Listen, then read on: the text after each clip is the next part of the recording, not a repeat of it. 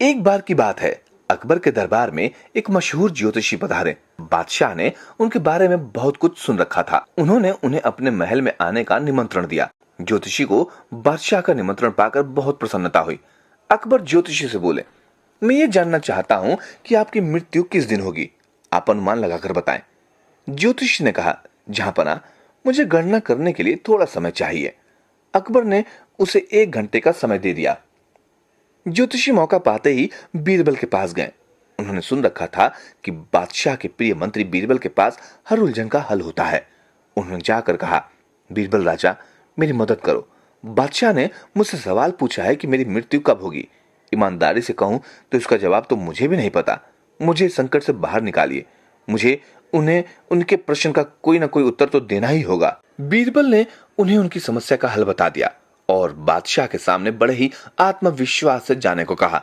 जब ज्योतिषी दरबार में आए तो बादशाह ने कहा, आशा करता हूं कि आपने अपना उत्तर जान लिया है। ज्योतिषी बोले, जी जहांपना, मेरी गणना के अनुसार मैं तब तक जीऊंगा जब तक आप चाहेंगे। दरअसल मेरी मृत्यु आपके बाद ही होगी। ऐसा उत्तर सुनकर अकबर जान गए कि ज्योतिषी को उस प्रश्न का उत्तर नहीं आता। कुछ दिन बाद एक व्यापारी जहांपना से मिलने आया। वो बहुत जोर जोर से रो रहा था। अकबर ने पूछा, तुम्हें क्या हुआ है और तुम रो क्यों रहे हो? व्यापारी ने उत्तर दिया, जहांपना, किसी ने मेरा सारा घर लूट लिया। वो मेरा सारा धन और बहुमूल्य सामान ले गया। उसने कोई सुराग नहीं छोड़ा। अब मैं कैसे जीऊंगा? आप एक न्यायिक शासक हैं, कृपया मेरी मदद करें। अकबर ने बीरबल से कहा कि वो व्यापारी के घर जाकर आए ताकि वहां से कोई सुराग हाथ लग सके।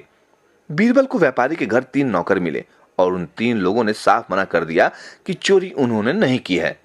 बीरबल को लग रहा था कि इन तीनों में से ही कोई चोर है। उन्होंने चोर को पकड़ने की योजना बना ली। उन्हें पूरा यकीन था कि चोर आसानी से पकड़ में नहीं आएगा।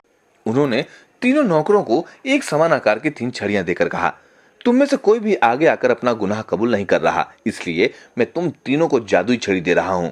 याद रखना कि ये एक समान लंबाई की है। जो भी चोर होगा उसकी छड़ी जादू से 3 इंच बड़ी हो जाएगी। मैं तुम तीनों से कल सुबह मिलूंगा। अगले दिन बीरबल ने नौकरों को छड़ी दिखाने को कहा। उन्होंने देखा कि एक नौकर ने यह सोचकर अपनी छड़ी पहले से ही 3 इंच छोटी कर ली थी कि बीरबल सच कह रहे थे और चोर की छड़ी बड़ी होने वाली थी। बीरबल बोले, वे जादुई छड़ियां नहीं थी।